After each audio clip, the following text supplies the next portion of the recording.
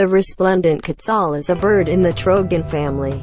It is found from Chiapas, Mexico to western Panama, unlike the other quetzals of the genus Phaeomicris, which are found in South America and eastern Panama.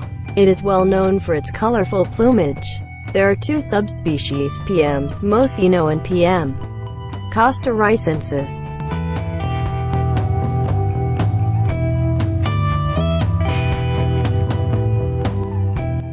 Description: the species is 36 to 40 centimeters, 14 to 16 in, long, plus up to 65 centimeters, 26 in, of tail streamer for the male, and weighs about 210 grams, 7.4 ounces.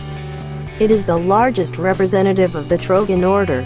The subspecies costarricensis is slightly smaller than the nominate race, with tail plumes that are both shorter and narrower.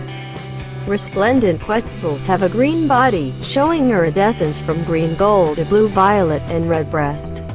Depending on the light, quetzal feathers can shine in a variant of colors: green, cobalt, lime, yellow, to ultramarine.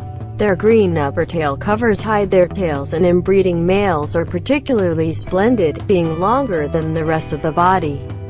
Though quetzal plumages appear green, they are actually brown due to the melanin pigment. 8. The primary wing covers are also unusually long and give a fringed appearance. The male has a helmet-like crest. The bill, which is partly covered by green filamentous feathers, is yellow in mature males and black in females. Their iridescent feathers, which causes them to appear shiny and green like the canopy leaves, are a camouflage adaptation to hide within the canopy during rainy weather.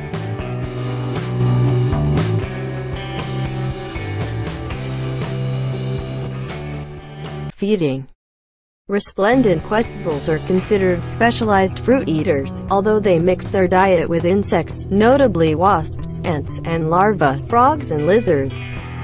Particularly important are wild avocados and other fruit of the laurel family, which the birds swallow whole before regurgitating the pits, which helps to disperse these trees. Quetzals feed more frequently in the midday hours. The adults eat a more fruit-based diet than the chicks, who eat primarily insects and some fruits. Over 50% of the fruit they eat come from the Lauraceae family. Quetzals use the methods of hovering and stalling in order to selectively pick the fruit near the tips of the branches.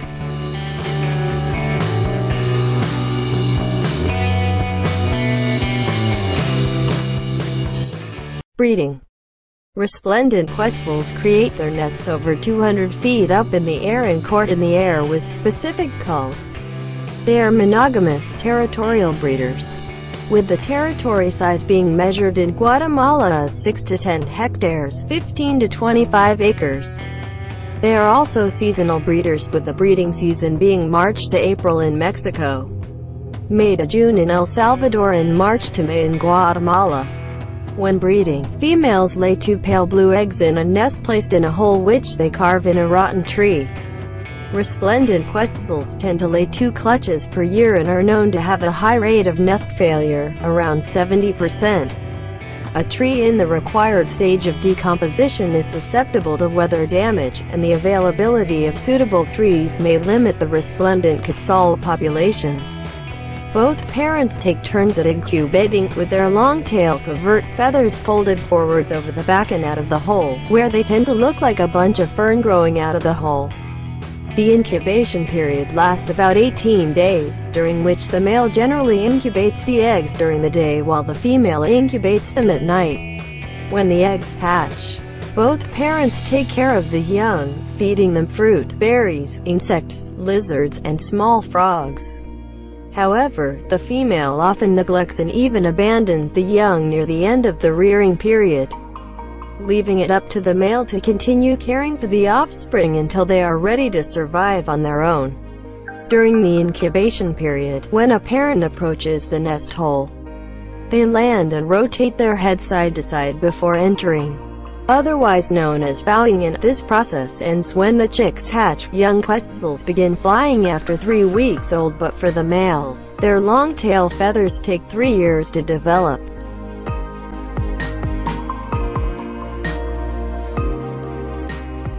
Relationship with humans, myth and legend. The resplendent Quetzal was considered divine, associated with the snake god Quetzalcoatl by pre-Columbian Mesoamerican civilizations. Its iridescent green tail feathers, symbols for spring plant growth, were venerated by the ancient Aztecs and Maya, who viewed the Quetzal as the god of the air and as a symbol of goodness and light. The Maya also viewed the Quetzal symbolizing freedom and wealth, due to their view of Quetzals dying in captivity and the value of their feathers, respectively. Mesoamerican rulers and some nobility of other ranks wore headdresses made from Quetzal feathers, symbolically connecting them to Quetzalcoatl. Since it was a crime to kill a Quetzal, the bird was simply captured, its long tail feathers plucked, and was set free. In several Mesoamerican languages, the term for Quetzal can also mean precious, sacred, or erected.